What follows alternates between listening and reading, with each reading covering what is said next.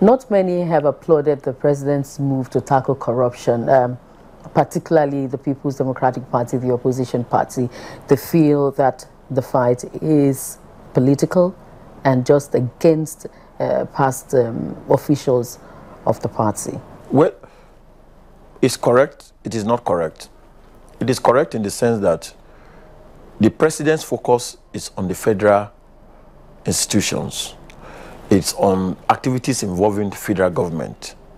And he has just inherited power from Dr. Goodluck Jonathan. So definitely the focus will be on Dr. Goodluck Jonathan and his ministers and his cabinet and his executives, who are mostly members of the People's Democratic Party.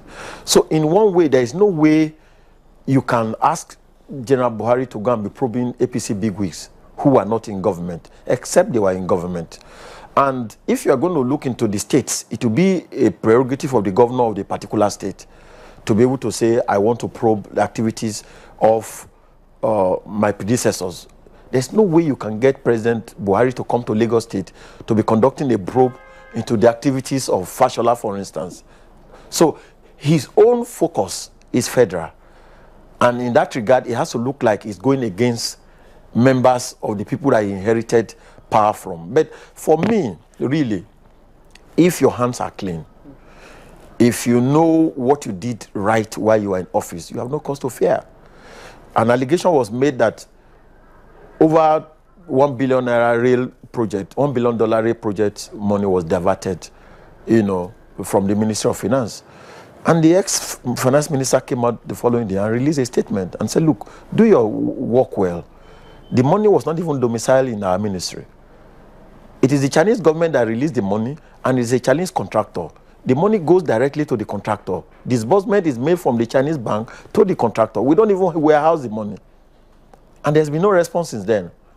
And so if people throw allegations around about, we don't work by media trial. There's been so much allegations of so much looting, so much recoveries from within Nigeria and even outside. But many Nigerians seem to be unaware of the recoveries and what the recoveries have been used for. When you talk about proceeds of corruption, we are lacking in terms of records. For instance, the FCC Act, if we use the FCC as an example, has no details about what happens to money recovered, properties confiscated. Because a lot of property have been confiscated on a daily basis. Are these properties being sold? If they are sold, where will the proceeds go? The legislation ought to be clear, in detail, about the procedure of what to do with assets confiscated. There's no law regulating that currently. And so the activities of the FCC and the anti-corruption agencies and the police are shrouded in total secrecy and mystery. I mean, it's only until recently that we got to know that the $15 million that the former EFCC chairman, Malam Nuhu Ribadu, said he was offered by former Delta State governor was deposited by him in the CBN. And Delta State government had to file a case in the Federal High Court, Abuja, asking the federal government to forfeit the money because it's the property of Delta State. It takes court papers for us to know where the money is.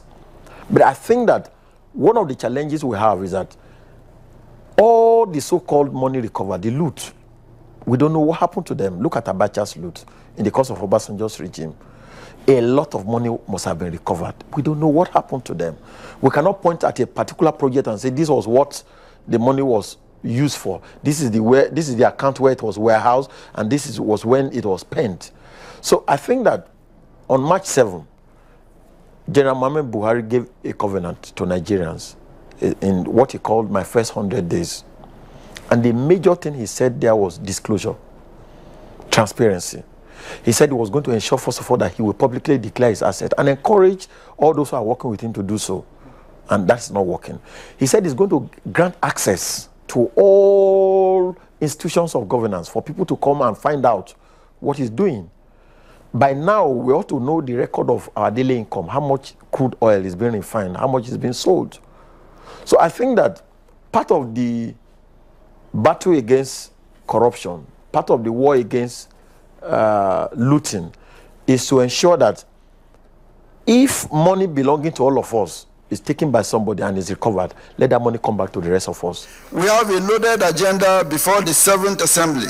On May the 5th, 2014, the 7th Senate passed the Administration of Criminal Justice Bill 2015 into law, and this was subsequently assented to by the former president, Goodluck Jonathan. The bill seeks to, among other things, address the problem of delayed criminal trials in the country. But as I sit here with you, within the law courts, within the legal sector, we don't reckon with that law, with that act, because it's, for number one, it's not available. Number two, it's not being implemented. For you to have a uniform criminal administration system, after it's been passed at the federal level, the states will now have to pick it up, because the Administration of Criminal Justice Act now is applicable only in the Federal High Court, because the states, all the states have their own separate criminal codes. So the challenge that the administration has is to have an attorney general who can sit down, because it's a wonderful legislation that seems to have covered other areas that we were not handling before, cybercrime and all these other advanced terrorism and all of the money laundering. But except there is agreement between the attorney generals of the various states and the houses of assembly of the various states to replicate and update their own obsolete laws, you see continue to have cases that are adjourned, cases that people take advantage of weak legislations.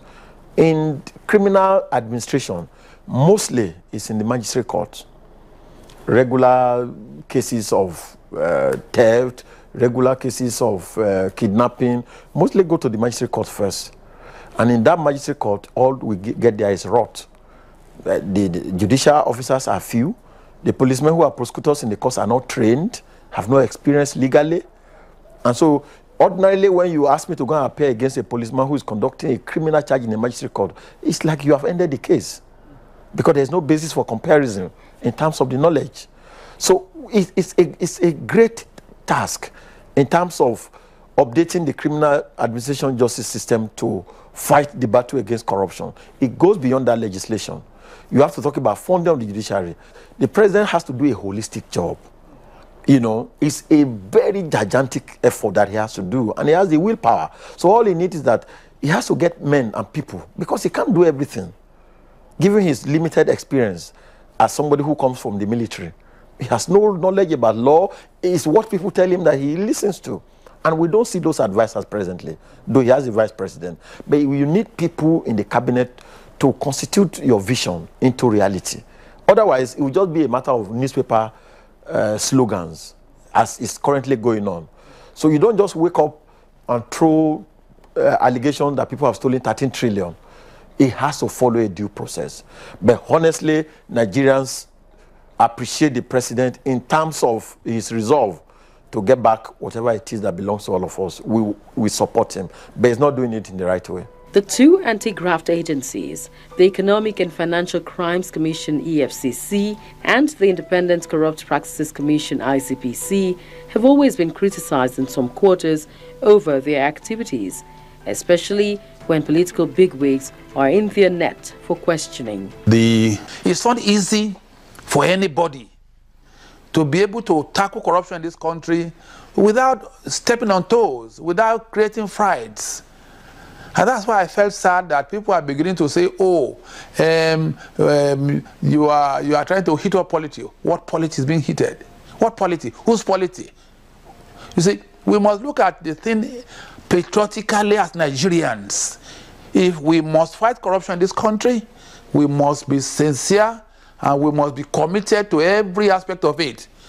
I would say that if the commitment we are seeing is to be real, the governments must be ready to fund the institutions that are created.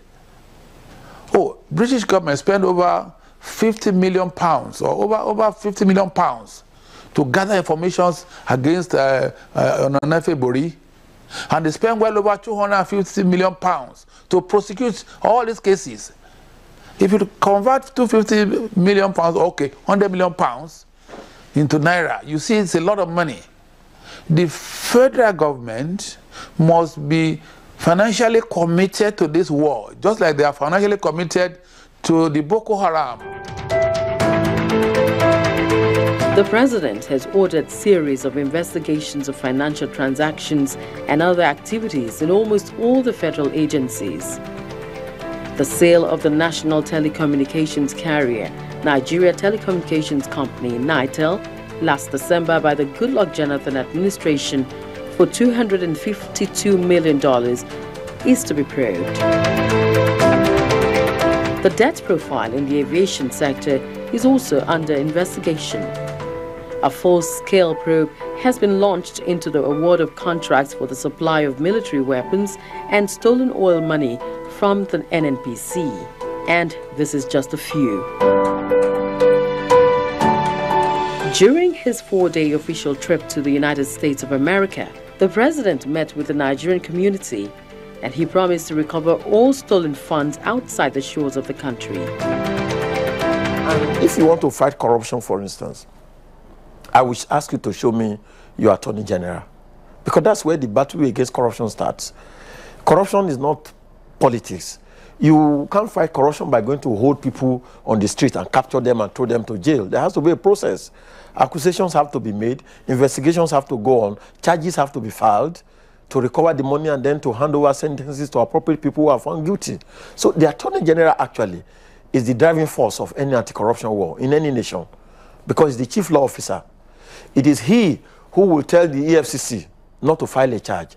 And if they go ahead and file it without his consent, he will go to court and file nolli prosequi. In 1 minute, he will discontinue the charge. It is the Attorney General who will write an opinion to the police and say the investigation you have conducted does not disclose a prima facie case, so don't press charges. And if you press it, he will discontinue it. And that's why you look, for instance, the allegation of forgery of the rule book in the Senate. You can't get anywhere because there's no Attorney General. The police have done their investigation, but they can't charge to court unless there is a legal opinion that has assessed the investigation that has been conducted, whether a prima facie case has been discovered. Because you don't just charge people to court without ensuring that you have facts. Otherwise, we then make a mess of the whole thing, such as the final kind of the trial that upon charges are being struck out and being dismissed, and there's no merit in it. So when you want to do anti-corruption, for instance, you have to have people that you are going to use. And 3 months down the line, we'll have no cabinet. There's no Attorney General. It's countdown to the president's 100th day in office. Hopes and expectations are high as Nigerians wait in bated breath for the deliverables of the All Progressive Congress's first government.